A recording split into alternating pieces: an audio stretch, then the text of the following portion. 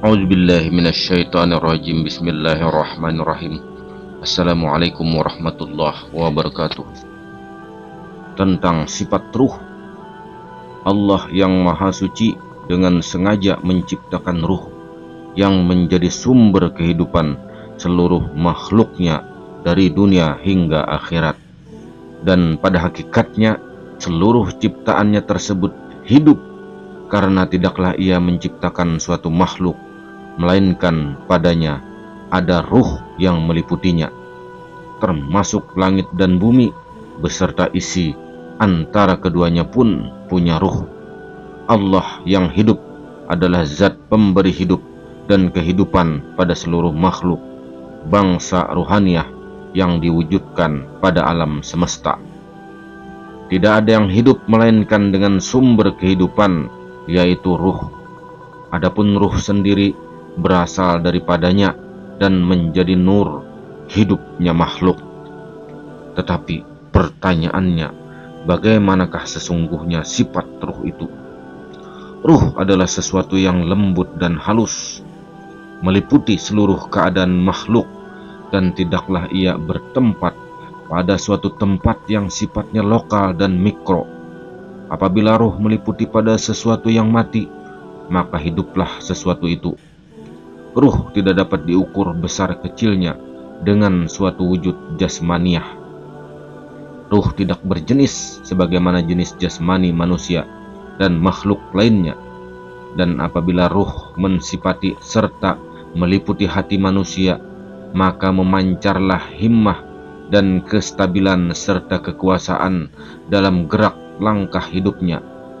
Dan bila mana menyelusup, menyelimuti nafsu, jiwa, serta mendominasinya, tercerminlah kemauan dan semangat hidup dalam menata kehidupannya.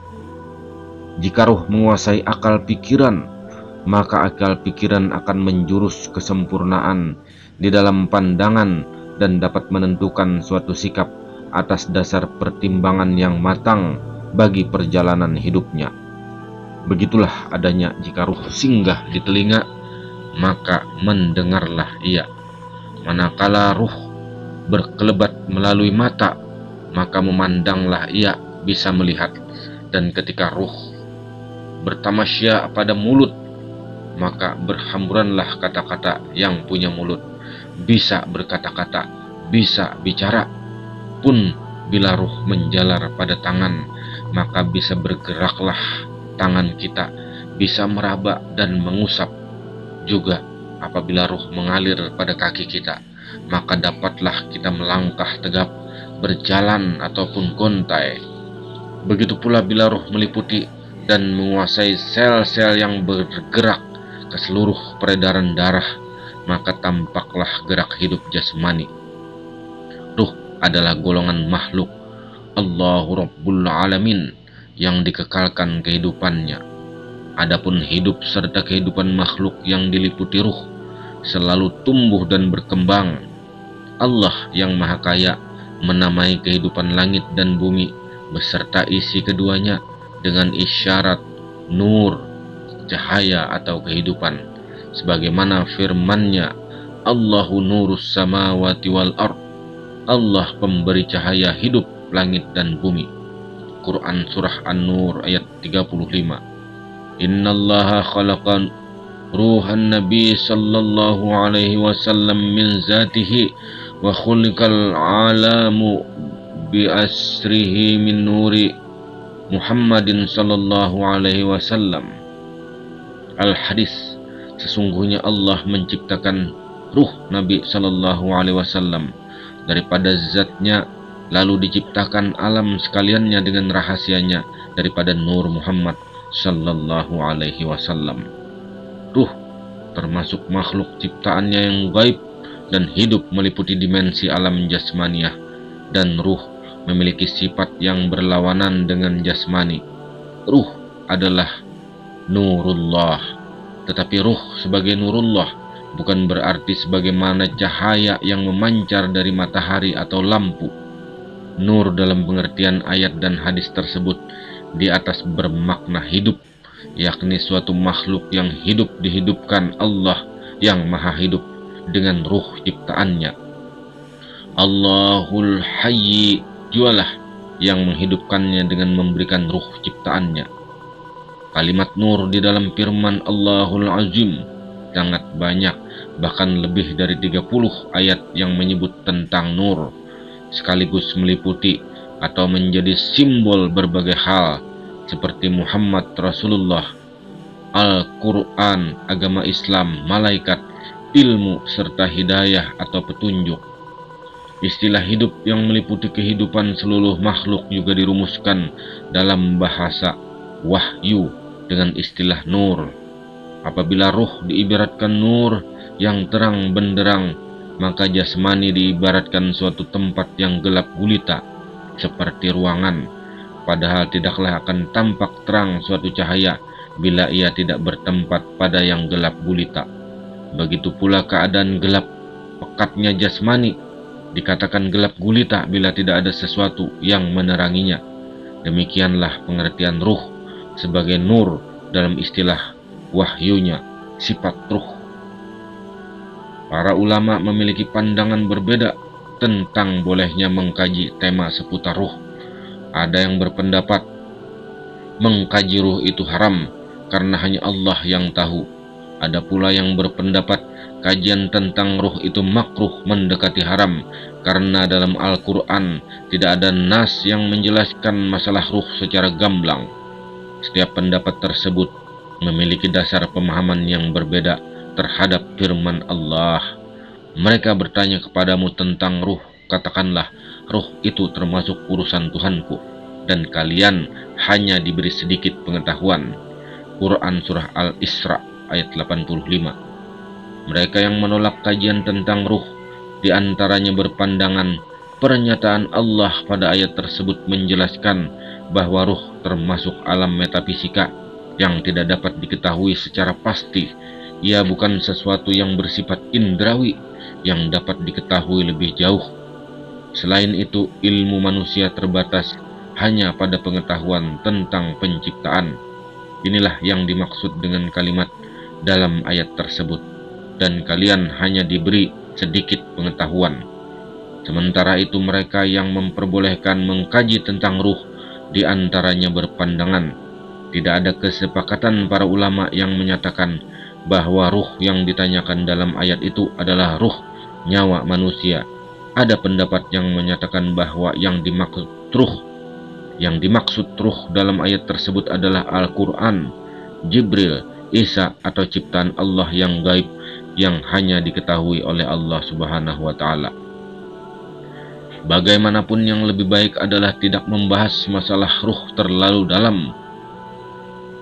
Syekh Abu An-Nasr As-Saras At-Tusi mengatakan, terdapat orang-orang yang salah memahami ruh. Kesalahan mereka ini bertingkat-tingkat. Semuanya bingung dan salah paham sebab mereka memikirkan keadaan sesuatu, yakni ruh yang mana Allah sendiri telah mengangkat darinya pada segala keadaan dan telah membersihkannya dari sentuhan ilmu pengetahuan, sehingga ia tak akan dapat disifati oleh seorang pun kecuali dengan sifat yang telah dijelaskan oleh Allah. Pada hakikatnya ruh dari Habib Syekh bin Ahmad Al-Musawwa dalam karyanya berjudul Apa Itu Ruh menyatakan definisi ruh adalah ciptaan atau makhluk yang termasuk salah satu dari urusan Allah yang maha tinggi. Tiada hubungan antara ia dengan Allah kecuali ia hanyalah salah satu dari miliknya dan berada dalam ketaatannya dan dalam genggaman kekuasaannya. Tidaklah ia menitis, bereinkarnasi ataupun keluar dari satu badan kemudian masuk ke badan yang lain. Ia juga akan merasakan kematian sebagaimana badan merasakannya. Ia menikmati kenikmatan sebagaimana juga badan, atau akan merasakan siksa sebagaimana juga badan.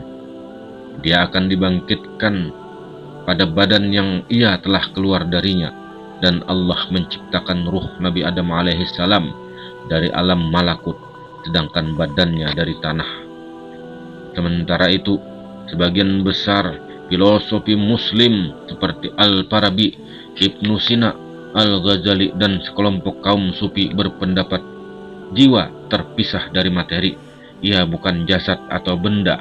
Ia tidak memiliki dimensi panjang dan dalam. Jiwa sangat berhubungan dengan sistem yang bekerja dalam jasad.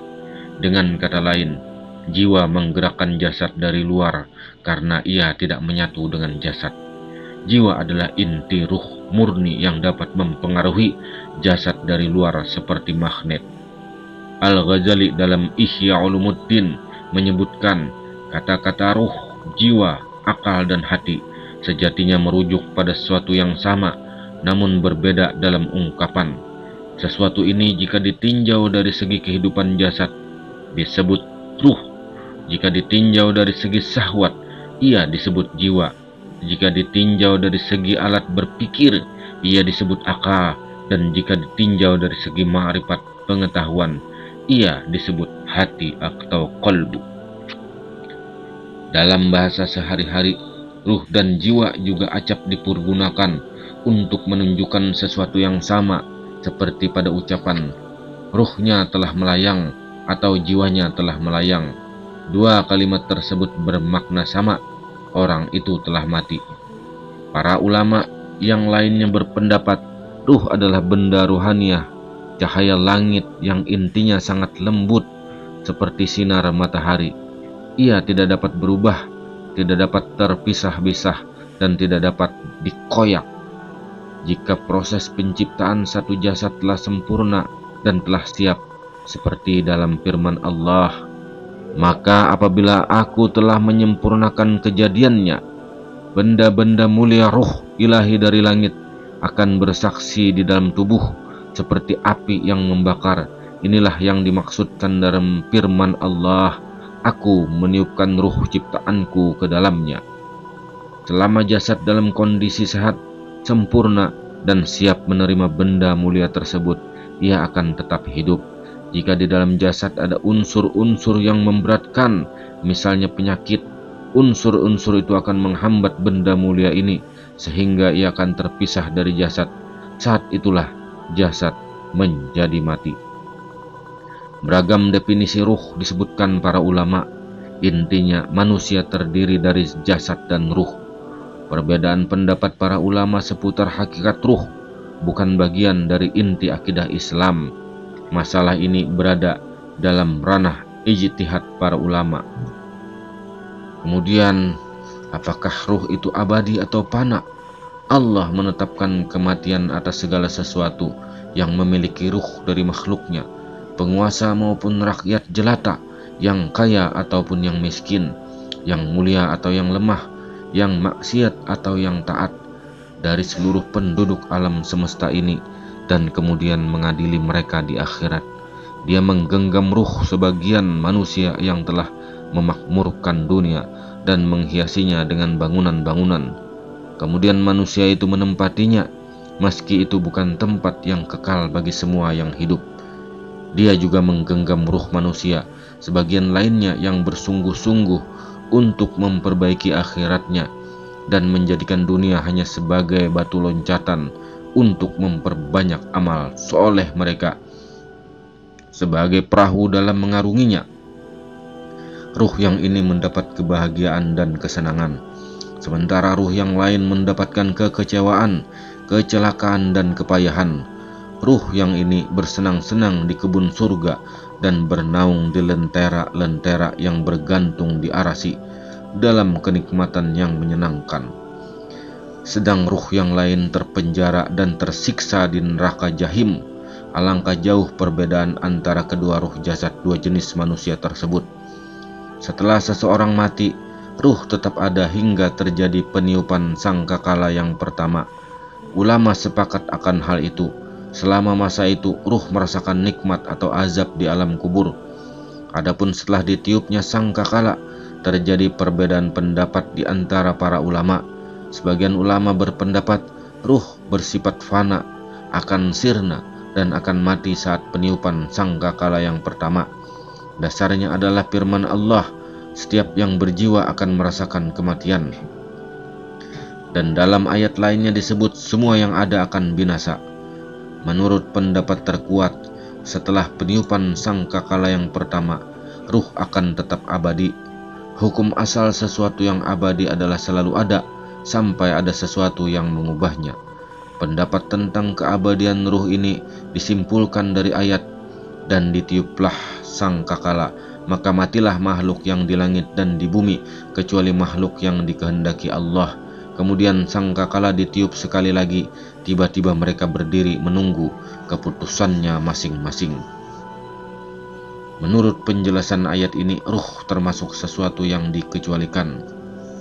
Ketika ruh mengetahui saat diziarahi, apakah ketika orang hidup menziarahi orang mati, ruh akan orang mati tersebut dapat mengetahui bahwa ia tengah diziarahi?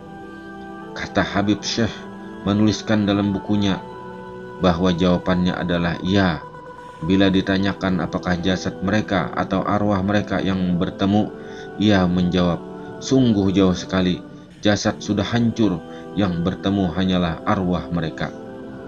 Ibnu Abdil Bar berkata, telah tetap riwayat dari Nabi Shallallahu Alaihi Wasallam, beliau bersabda, tidaklah seorang muslim melewati kubur saudara yang mana dahulu ia mengenalnya di dunia, kecuali Allah akan mengembalikan ruh saudaranya itu, lalu ia menjawab salamnya. Hadis ini menunjukkan ruh si mati mengenalinya dan menjawab salamnya. Pada hadis lainnya yang diriwayatkan oleh Al-Bukhari dan Muslim, disebutkan ketika Rasulullah SAW memerintahkan agar korban yang tewas pada perang Badar dari kaum musyrikin dikuburkan dalam satu lubang. Kemudian beliau mendatangi lubang tempat kubur tersebut, lalu berdiri dan menyeru mereka yang telah mati itu dengan namanya masing-masing. Wahai Fulan bin Fulan, wahai Fulan bin Fulan, apakah kalian telah mendapati apa yang telah dijanjikan Tuhan? Kalian adalah benar, karena sesungguhnya aku mendapati apa yang dijanjikan Tuhanku kepadaku adalah benar. Berkatalah Umar radhiyallahu an kepada beliau, ya Rasulullah, mengapakah Tuhan menyeru atau berbicara kepada orang-orang yang telah menjadi bangkai? Beliau menjawab, demi Allah yang telah mengutusku dengan kebenaran, tidaklah kalian lebih mendengar apa yang kau katakan daripada mereka. Hanya saja mereka tak dapat menjawab. Sahat memperhatikan kebiasaan sebagai besar masyarakat di Nusantara yang melakukan aktivitas ruahan atau berkirim pahala amal kepada orang-orang yang telah wafat, atau khususnya kepada arwah yang mereka ziarahi. Apakah orang yang telah mati itu dapat mengambil manfaat dari amal orang hidup ataukah tidak? Berikut ini salah satu hujjah di antara luasnya bahtera hujjah yang menunjukkan bahwa sampai amalan orang hidup kepada orang yang telah mati.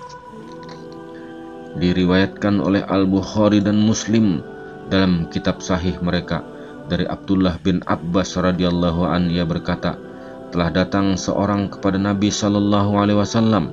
Orang itu bertanya, ya Rasulullah, ibuku meninggal dunia dan ia meninggalkan utang puasa sebulan. Apakah aku dapat mengqada puasanya? Kemudian Rasulullah Shallallahu Alaihi Wasallam balik bertanya, bagaimana pendapatmu jika ibumu berhutang lalu engkau melunasi hutangnya? Apakah itu mencukupi menggugurkan kewajibannya? Orang itu menjawab, ya. Rasulullah SAW bersabda, jika demikian, utang kepada Allah lebih wajib untuk dilunasi. Wallahu a'lam bishawab.